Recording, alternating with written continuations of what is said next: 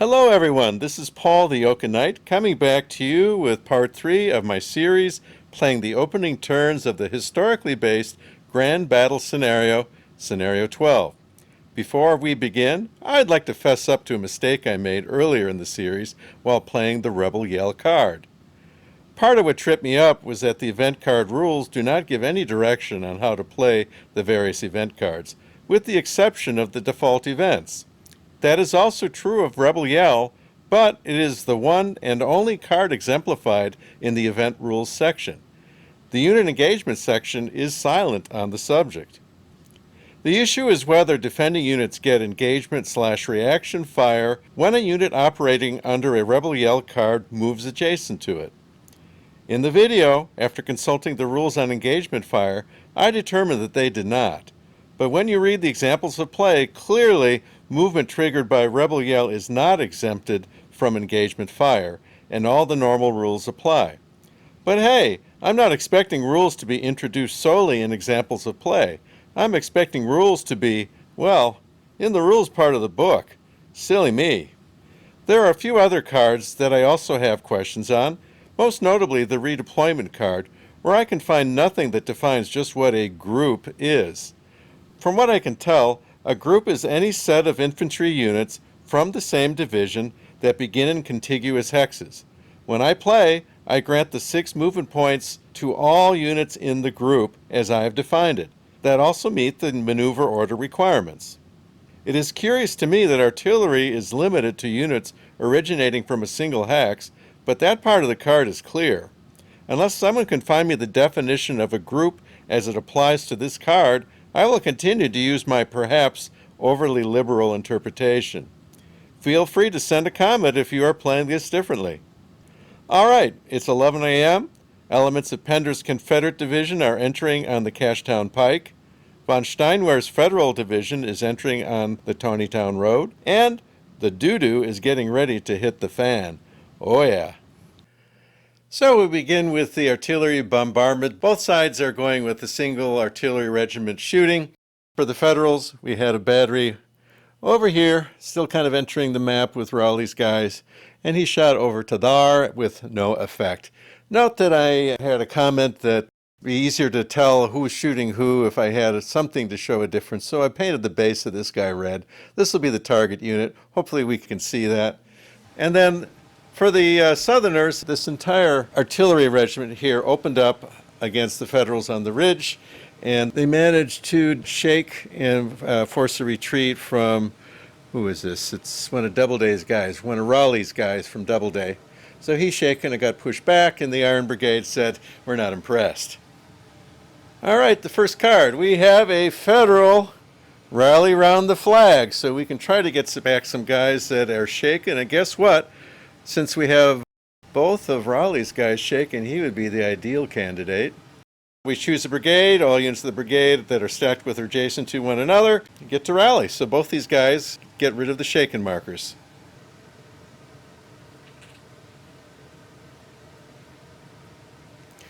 And they are unshaken.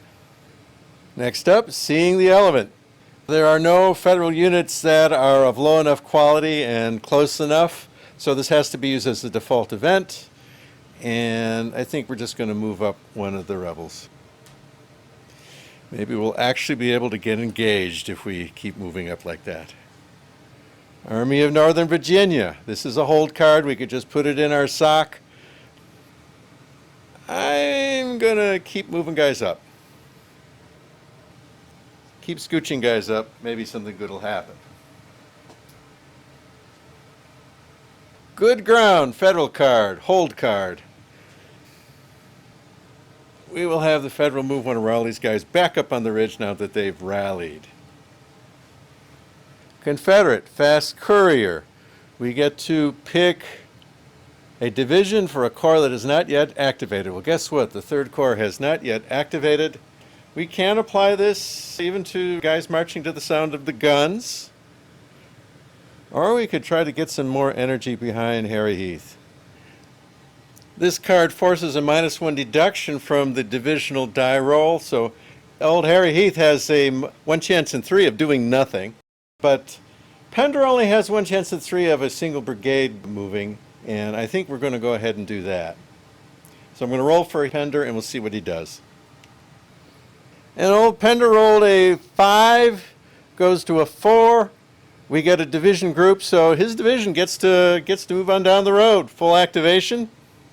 Pogue's artillery is not here, so they do nothing. And so Pender's division moves on down the road. Full activation. And he's going to shortly be giving the 1st Union Corps some pressure. Next. Oh my. Redeployment.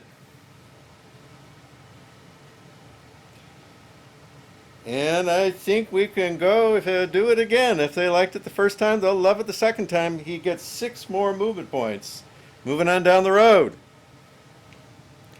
Well, this is most inconvenient for the Federals. Pender's got another move, only 6 movement points, but still, and they squarely on the flank of the defenders on the ridge. So this is really dangerous for the Yankees. We'll see what happens. Union March Fatigue. This is a hold card.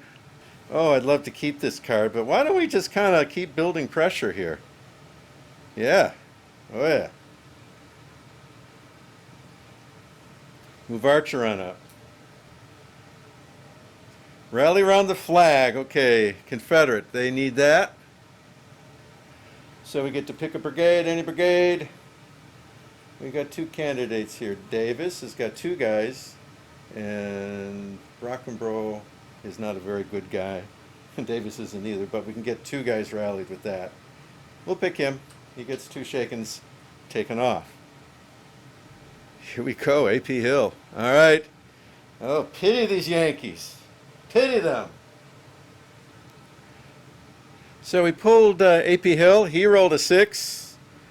He's got division priority 1 plus, is it Pegram? Yes, Pegram's artillery will activate. So we have 1 artillery regiment activating. And I rolled a 2 on Heath. Heath is the top guy. I wasn't expecting Pender to get this far. So with the 2, Heath gets 1 brigade going, and Garnett isn't here yet. So 1 brigade of Heath gets to go. So we're going to start with the artillery. We're going to go ahead and do the shots across the valley here, over the woods, over the heads of the friendly troops, but we see them because the troops are down below. And we're going to go down the line and see what we can do. So the artillery fire against the Union guys on the ridge here. One of Raleigh's guys back with a shaken or skedaddle result, and his neighbor, the Iron Brigade Regiment, actually had a huge roll against him, and he ended up getting the same result. So 2 Federal units were pushed back off of the ridge from the artillery fire. And now we get to choose 1 brigade in Heath's command. I think we're going to choose Archer. He's the best that Heath has. So Archer's boys go forward. He's just going to hide behind the reverse slope of this ridge. I think it would be a hard day if he went up into there and went up on top of that ridge line by himself. But we are going to challenge here. So the Iron Brigade is going to get an approaching fire shot at one of Archer's guys that is elected to engage. So defensive / reaction fire. And the fire was an E result that resulted in no effect to Archer's boys. So they stay there, and now they are at close range. Next card. All right, we have Buford. Let's see what old Buford can do to try to get into a better position. Okay, he rolled a 6. I think that is, he specializes in rolling 6s. I think that's the 4th one that he's done. So division by brigade, each brigade gets separate orders, and the artillery gets to do what it's going to do.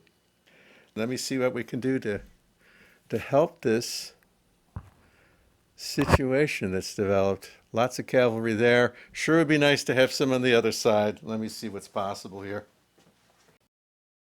We had the artillery took off down the road and ended up on the top of Seminary Ridge, and we had Gamble actually kind of snake through here with a maneuver order and end up kind of sort of getting in the right position. If he gets to move ahead of Pender next time. That would be a good thing. Then he could actually try to correct this mess. And then Devon was able to take a couple table one shots with a defensive order that actually pushed this guy back with a shaken or skedaddle order. And of course, he chose to skedaddle. Meanwhile, Devon just kind of spreads himself out on the other side of the ridge. All right, that's Buford. Okay, we got a rebel march fatigue. Hold card. I don't think I'm worried about any more rebel marches, but I think continuing to move this cavalry into a better place may be a good thing. I don't think we want to go next to them, but just to go from there to there may be a good thing, just to try to reduce the leverage that these guys have. And now Reynolds. Oh boy, it would have been a very bad time for Reynolds to die. So we don't have to worry about that anymore. That would have been a disaster. All right, so Reynolds gets to roll. And Reynolds, being the superior commander that he is, rolled division priority 1 and 2, with Wainwright's artillery also active. So, and given our priority, that means Doubleday and Wadsworth are going to be active this turn. So that's good. I think this is going to trigger an early withdrawal from McPherson's and going back to Seminary Ridge. And if they're not careful, they might have to leave a little bit earlier than comfortable from Seminary Ridge. But let's see what we can do. For our divisional rolls, Doubleday rolled a 2, so he's going to get to activate 1 brigade. And Wadsworth rolled a 6, so it's going to be division by brigade. Each brigade can get a separate order, plus the artillery. So we're going to begin with Wainwright's move, the artillery brigade. He positioned himself up on Seminary Ridge, getting ready to have the infantry join him. I think since we got 1 brigade of Doubleday and all of Iron Brigade and Cutler, it's a golden opportunity to start getting the heck out of this bind that we're in. Now, over here, these guys elected to give up their status as marching to the sound of the guns, and they moved off the primary road. In a normal move, they are now done with marching to the sound of the guns for the rest of the game, as is Pender, because most of his guys left the primary road. That will nix it for the rest of the game, as well as getting within 3 of an enemy unit, so that also takes it away. We still have 1 more brigade of Doubleday up here who will not move now because he is still marching to the sound of the guns and he wishes to remain so. Here's our 1 brigade that we're going to activate for Doubleday, and then all of these guys. So let's start with Doubleday. And Raleigh picked a maneuver order and he marched up onto Seminary Ridge to be along with the guns. Next would be Wadsworth's division. And let's see what we're going to do. Well, I see one thing we're going to do. Again, this is by brigade also, so they get to go independent. We are going to take a shot. We have a point-blank shot, so there's some shooting to do before we get into this. Let's see. And Meredith's shot got a shaken or skedaddle result, and the Confederates will elect to skedaddle 1 hex. As so. And likewise, Meredith decides to go back on Seminary Ridge as well as Cutler. So 1st Division is back joining the guns that are already up on the ridge and hoping for better days than what outflanked them on McPherson's Ridge. And we got Take Those Colors, which is kind of a weaker version of the Rebel Yell. It's a hold card. We're going to go ahead and use the default action to start pulling Buford back. We want to shift him farther around. Probably the best way to do it is to get him on the reverse side of Seminary Ridge so that he can do some serious movement next time he gets to go. 1 guy goes back. And faulty fuses. Not to be confused with faulty towers. I don't think we're worried about Confederate artillery at this point. We're going to do another move to get Buford moving along here. We want to get these guys on the ridgetop so they can have more movement. So let's do it.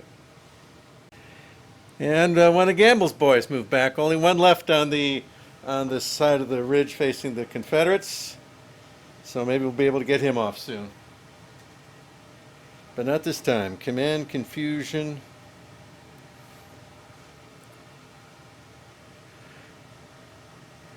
This one can screw up an order given to a Union brigade, but not on one that's marching to the sound of the guns. I think 11th Corps hasn't gone yet, but they are marching to the sound of the guns, so this will not affect them. I think we'll just use it as a movement order.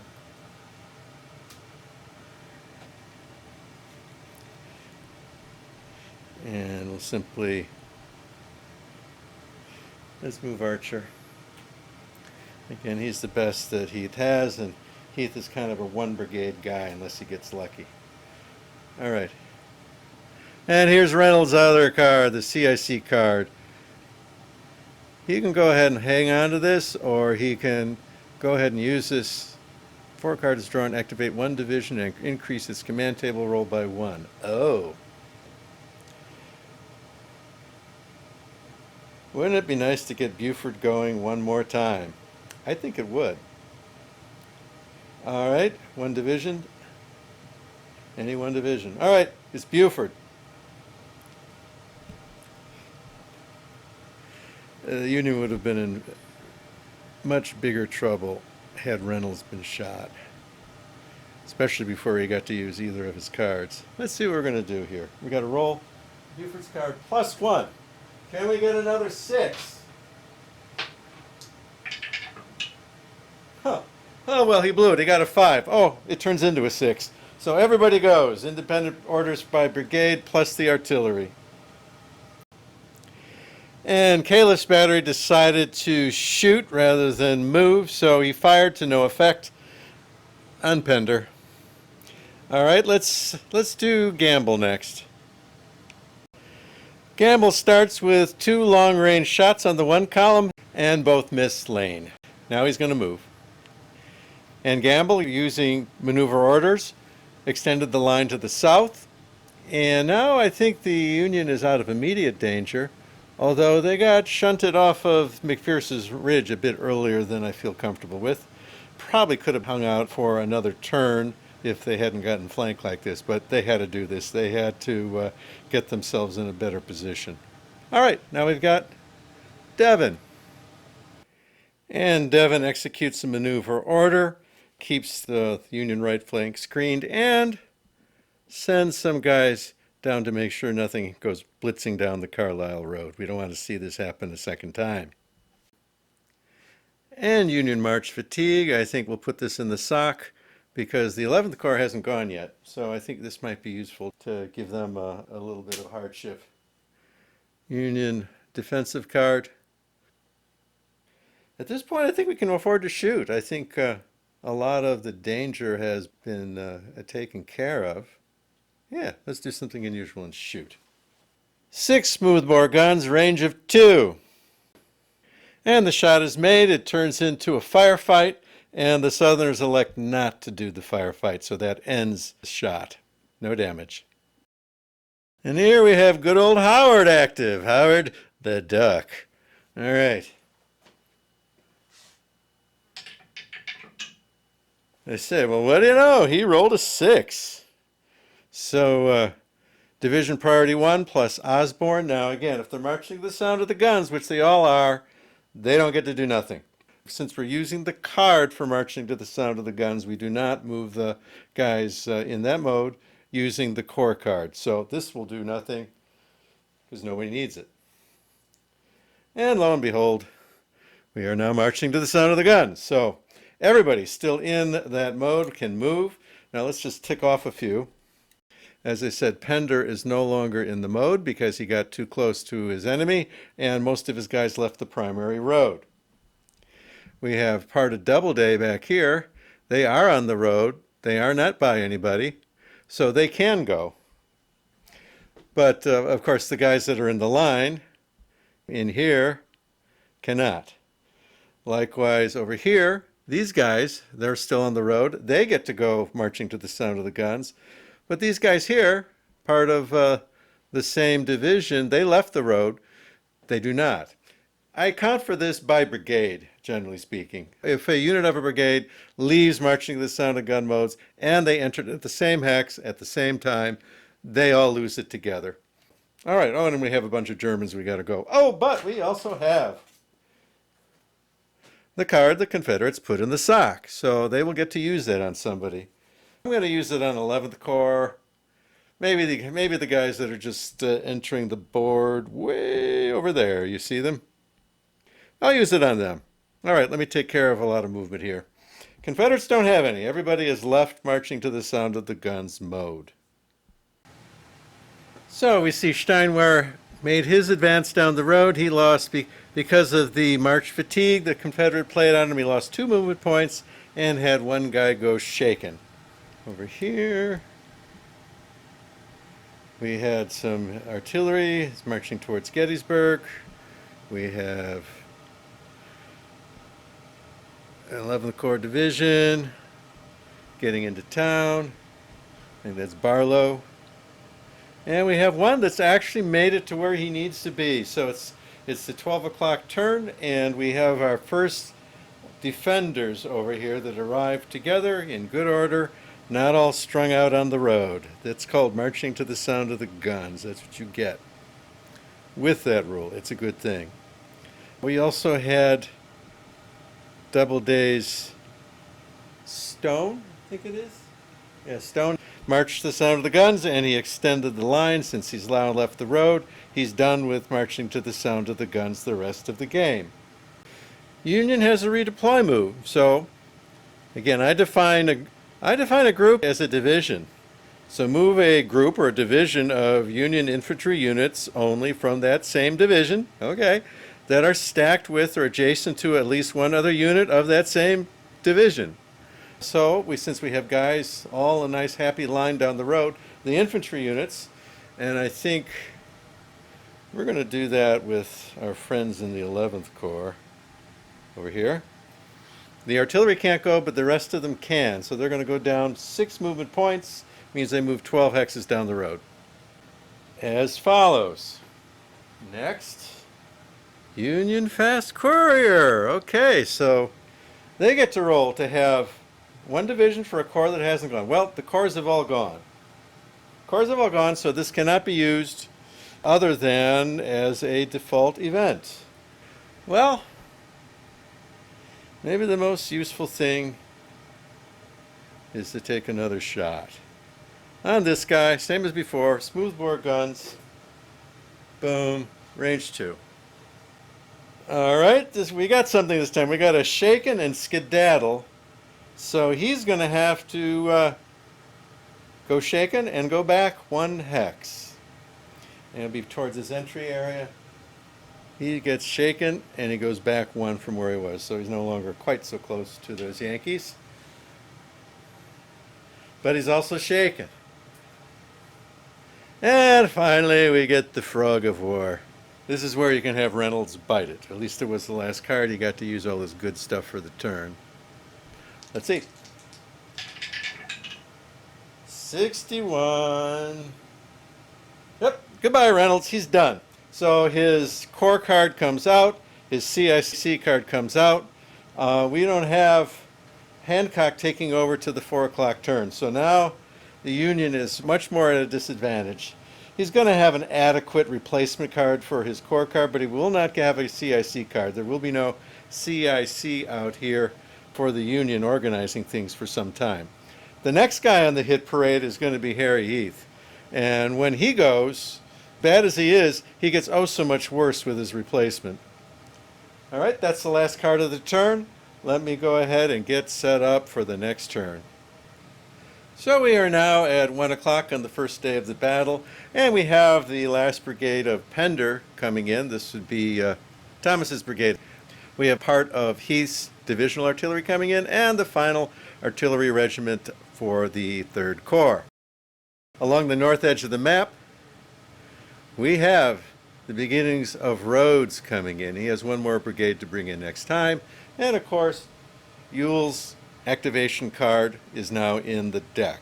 He's a corps commander, so he belongs in the deck. For divisional priorities, we have set Pender as the priority division for 3rd Corps, and since we only have Rhodes in for 2nd Corps for the Confederate side, there's nothing to think about.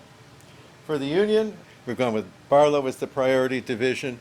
He is in the town of Gettysburg right now, as well as we have Robinson So that's these guys here. They are the priority division. We may want to maneuver them around. Pretty sure that Buford's guys, that would be Devon, needs to come in and screen off this open area here. And that's what we got. The Union set aside one card, randomly picked from the deck so they can fire 2 artillery regiments. So that would be the cavalry's artillery as well as Wadsworth. And the Confederates really only have one artillery regiment in any position to shoot, and even that's not that great. So they didn't set any aside. Let me go ahead and execute that, and I'll see what happens. All right, well, none of the Confederate batteries had line of sight. They were too far back and had too much terrain in the way to be able to see anything on the Union side. So the entire Union line of batteries that we had positioned up on Seminary Ridge opened up on Lane's brigade of Pender's division and did some damage. Both units took one shaken hit. One was already shaken, so we have our first battle-worn unit of the game. Note that the shaken that was already there is removed, and he simply flips over to his battle-worn side. And that will be hard to get back, except perhaps at night. We'll see. And the other guy became shaken, both of which skedaddled back 1 hex. That's it for the artillery shots, and now we move on to pulling cards. First card drawn is Army of Northern Virginia Veterans. Basically gives a re-roll to some Confederate dice roll, or 8 Confederate dice roll. And this is a hold card, so the Confederates can either put it in their sock or play a default event. At this time, I think we're going to just stick it in the sock. It's the first draw of the turn, and who knows what might happen. All right, Confederate Fast Courier. We get to try to activate up a division. Let's take a look. All right, the division activation die roll, as indicated on the card, is modified by -1. With that, Heath may not be a good choice. He's already got 1 chance in 6 of doing nothing. This would give him 2 chances in 6 of doing nothing. Pender's better, but I think the strongest argument can be made to get Rhodes going. Robert E. Lee comes in at 2 o'clock, and he'll have his CIC card going, and you can hopefully turn Rhodes into something of a pile driver if we can get him into position. So this is going to go to Rhodes. A 2 is rolled, -1, so it's only going to be 1 brigade or 1 hex of Carter's artillery, which is just coming on this turn. So we're going to activate a brigade. I think we're going to start on the flank here and have Iverson do something. Right there. So Iverson has executed a maneuver order to start moving up into a better position to do something. Next card. It is Rebel March Fatigue. There's going to be a lot of movement cut this turn. Anything using a maneuver order is subject to this card potentially. This goes in the sock. Confederate rally around the flag. All right, well, I think Lane's brigade is a top candidate. This was a card I seeded. I like seeding this card as far as the one you get to, of the 2 you get to pick. When you're in attack mode, it's nice to be able to unshake people. And in this case, I think we get a die roll to try to get the one guy out of battle worn. This is one of 2 ways you get to bring back a unit from battle worn status, and the only way you can do it outside of the night turns. So it's kind of important to give this a shot. Let's see. You pick a brigade. All units of that brigade that are stacked with or adjacent to another unit from that brigade are eligible. Shaken is automatically fixed, and we have to do a die roll. Less than or equal the cohesion rating of the unit, which is a 3, so 1 or 2 brings back our battle-worn unit. The roll is a 3, no effect, but we do remove the shaken. And as I said, battle-worn is a little tough to get rid of. Howard the Duck is going to do something. Now, he only has 1 division outside of marching to the sound of the guns. Remember, you're in march to the sound of the guns status, unless you want to remove yourself from that. Oops. You can't do anything with this card. All right, we got a roll. We got 1 brigade from Division Priority 1. Since it's red, we do not roll on the divisional card. And plus all of Osborne's artillery. With Howard only activating one brigade, we have elected that Krasikowski is going to be the active brigade, and what he did is he's just stretched out the line. And that's all he did. The only two artillery units that are not marching to the sound of the guns are these two, and they're going to elect a rally action, and since they're not moving and firing, that will allow them to dig hasty works. So we're going to have a couple hexes of hasty works. Here and there. And that is our move. Ewell. All right, here we go. Second Corps waking up. Oh, you rolled 6. So division priority 1 and 2, but we only have one division out here. And so Rhodes is going to be activated, and Dance's artillery, who's not here yet. Rolling for Rhodes. Mr. Rhodes is kind of sleepy today. He gets 1 brigade plus 1 hex of Carter's artillery. Oh, lucky us. And he's going to choose Daniel. He's going to choose Daniel, who is coming in here with Carter's artillery, who can be interpreted as being in 1 hex. Daniel. However, at this point, the Yankee says, not quite so fast. He's tired. He's tired. He's getting the maneuver order. He's tired. We got to roll dice and see what happens to him.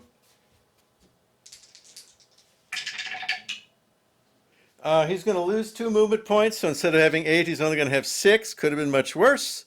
But one guy, the lowest CR guy, is going to be shaken.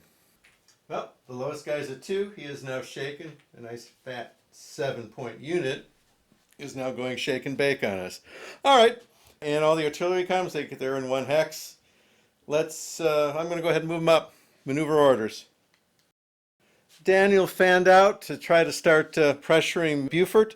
The artillery, since it can't go within 2 of an enemy unit when it's moving, it's going to just stop on the downside of the hill, on the reverse slope of the hill.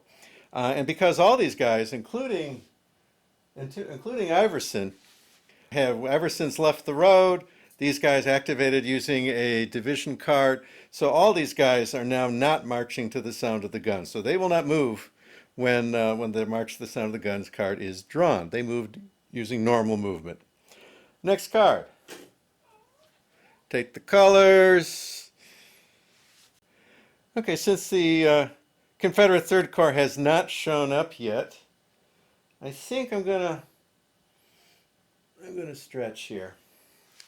Just stretch that out a little bit and to make a little bit more effective screen. So we're using the default event. And speak of the devil, here's AP Hill, whose number 1 division is Pender. So here we go. Hill's activation roll is a 1. Miserable Hill. Was not his best battle. 1 brigade from division priority 1, and there's no division row, plus 1 hex of Pegram or Macintosh. Well,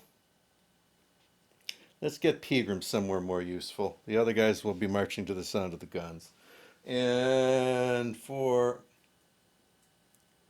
I think we're going to pick Perrin to try to get these guys around a little bit, try to stretch out this line. It's kind of in a ball. So let's go ahead and get these guys going. Maneuver orders for all. And as you can see, Perrin stretched the line out for his activation maneuver order, and the artillery moves up onto the ridge, getting ready to do something next time they can wake up. All right, then we have the colonel is down, so the Yankees get to try to shoot down a rebel colonel. Remember, I say you can only use this card within range 3, in other words, sniper range. And we have this big fat 8-2 here from Iverson, right on the left flank. He's within 2 of Buford's people, and I rolled a 5, and that says he becomes shaken. Shake and bake. He needed a 1 or 2 to save. Shaken and bacon. Well, tit for tat. The colonel is down, going the other way.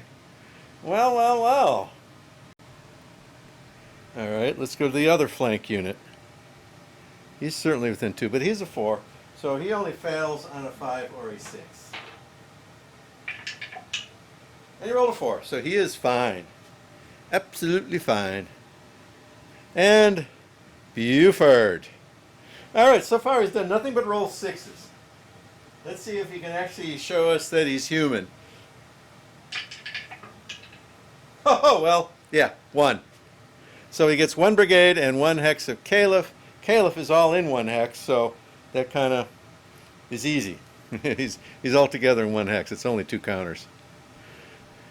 All right. Oh, boy, both sides could use it, but I think Devon has got to go. And I think there's nothing wrong where Caliph actually is, unless they want to move him out. We'll see what we're going to do. Definitely going to be Devon activating. I'm just debating whether to shoot or move with Caliph. So Devon does a maneuver order and he pulls back in the vicinity of the gap. He doesn't have to go all the way back there because he gets to do that retreat before assault move. And so he's just playing a little bit more rope-a-dope with the Confederates, seeing if he can just continue to slow them down. Caliph's battery pulled off from Seminary Ridge and just kind of went over here. Just to kind of be in the general area, and maybe he'll get some pot shots. Next, Command Confusion Hold card. This can mess up Confederate activations. Cannot be applied to anybody marching to the sound of the guns. We will go ahead and put this in the sock.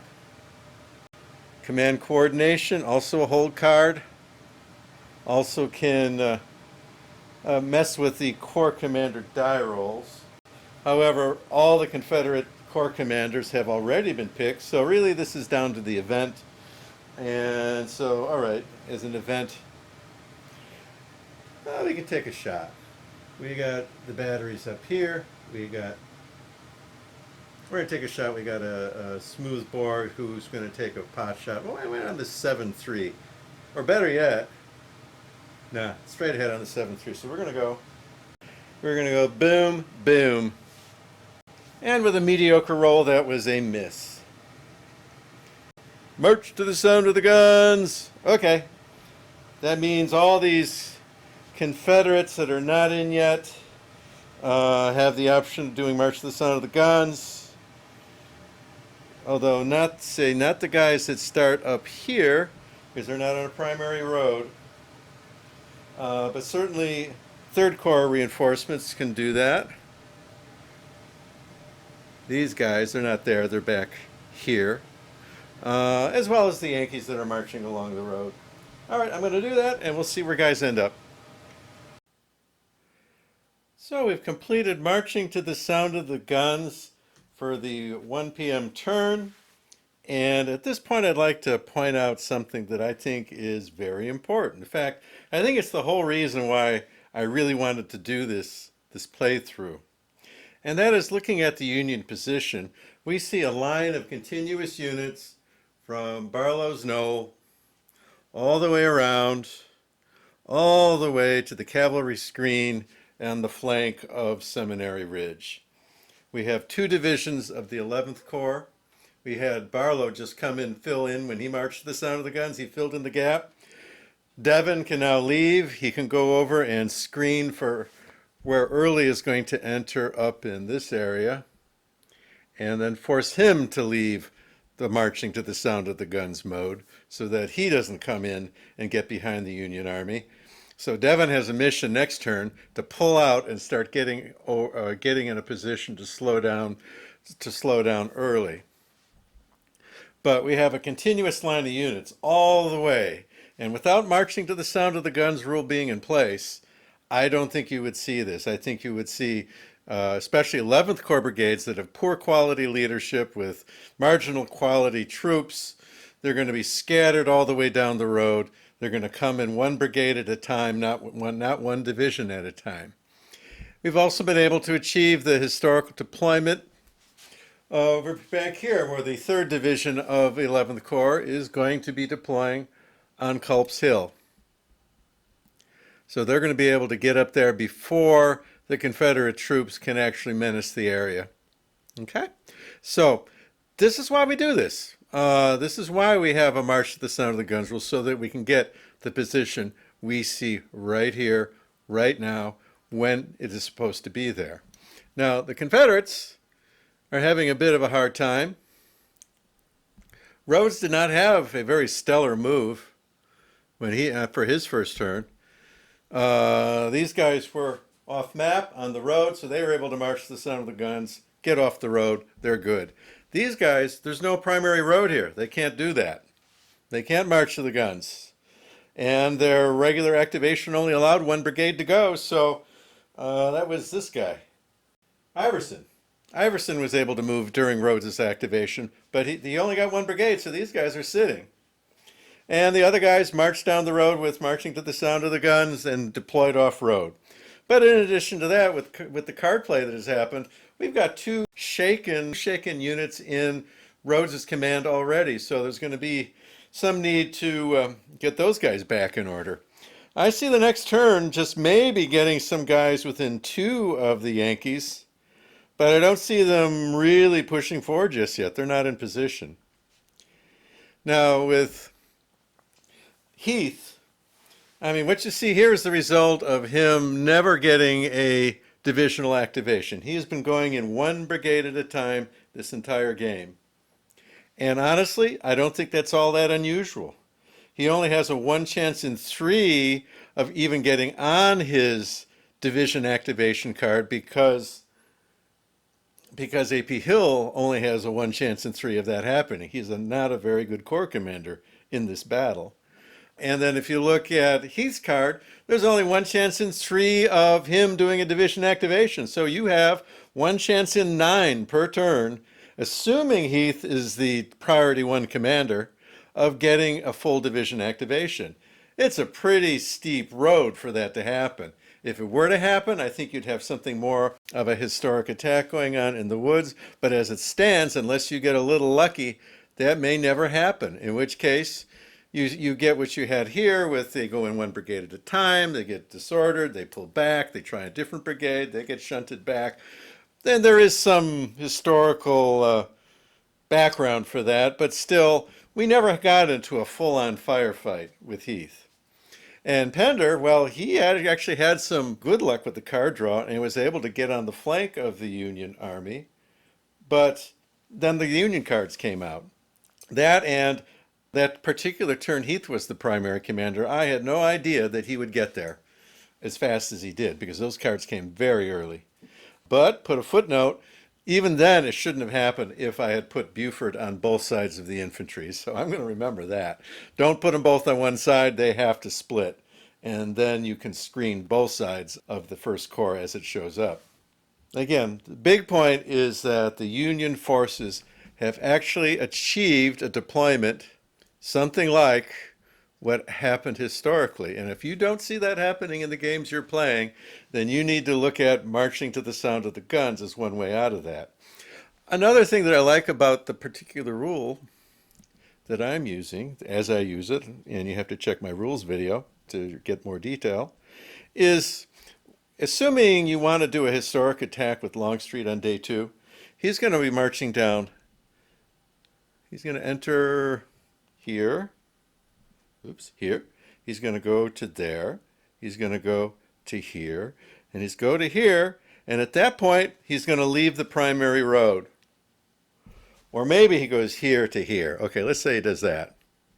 At that point, there are no primary roads. He will have to leave the primary road, and he will no longer be marching to the sound of the guns, and he is subject to all the counterplay that the Union can bring using his cards to mess him up, as well as Longstreet having to make his own die rolls in order to have everybody stay in a nice formation by division and kind of get over to Warfield Ridge.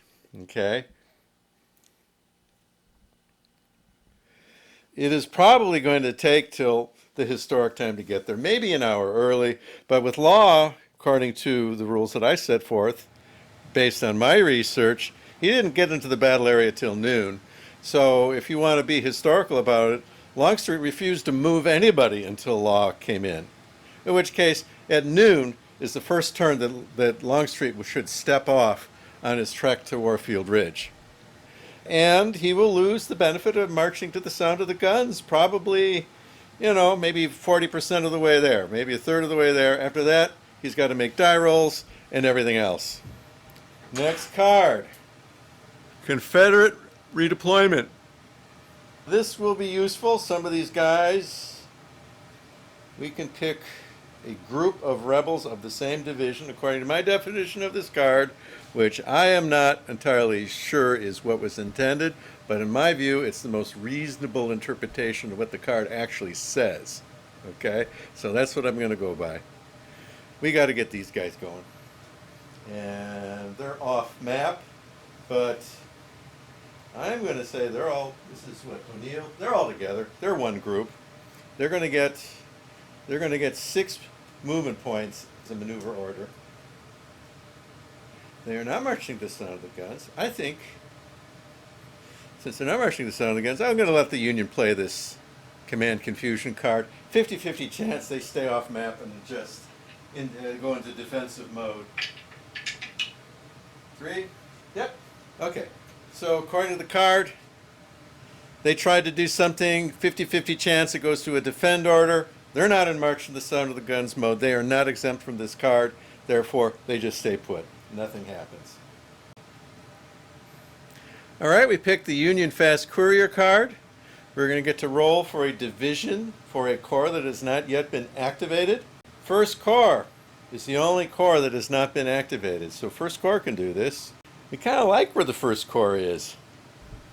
They're all kind of in a happy place.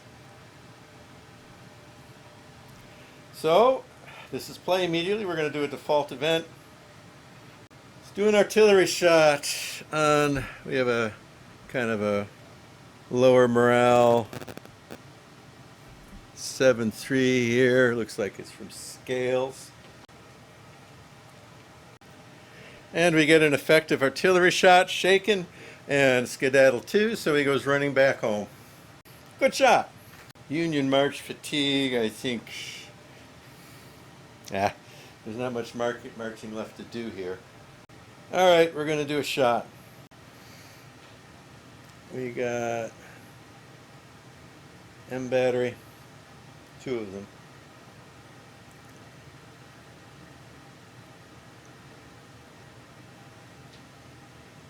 A weak one. 1, 2, 3, 4, 5. All right. Range is 5 from an M battery. Let's take care of it. All right, lousy die roll, no effect. Next card, the Frog of War. All right, let's see if we can kill off Harry Heath. All right, that would be a wayward rebel movement. We rolled a 25. Choose rebel unit, move it 1 hex. So the Union gets to choose 1 rebel unit, move it 1 hex, and whatever happens because of that move just flat happens. Well, I see an opportunity. Okay, let's move this guy. Since he has entered engagement range without any other Confederate units adjacent to this unit, he gets to shoot. Remember Buford, this is Buford, his carbines, he's going to get to go up 1 column according to what I do. So as a base 4 going up to the 5 column, and he gets to shoot.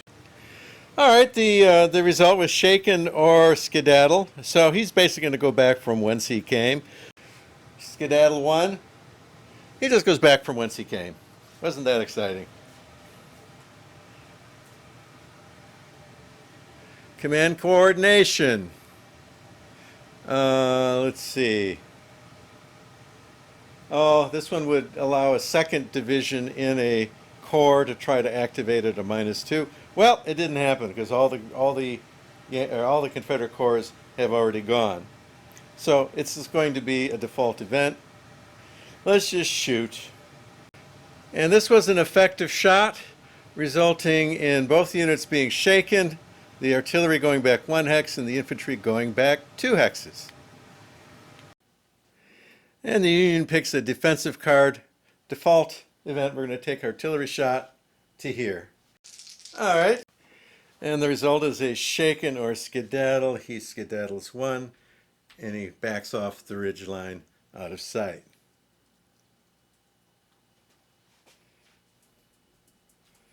Next, seeing the elephant.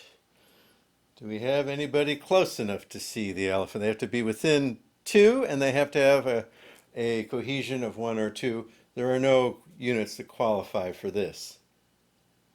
And this will be another artillery shot, kind of a pot shot. And the result is a no effect. The Union First Corps, with their replacement leader, begins to do something. Okay, Doubleday, what you up to? Roll a die. Well, Doubleday's not having a good day. He rolled a 1. Then it's 1 hex of Wainwright and 1 brigade. All right. Doubleday, the Corps commander, is going to use Raleigh's brigade. He's going to choose a defensive action, and then that unit can rally the shaken off of himself. And likewise, Wainwright's artillery will be the 1 artillery piece that can activate. He will use a refit order, and he will be able to also remove the shaken unit from underneath. So both those guys go back to normal.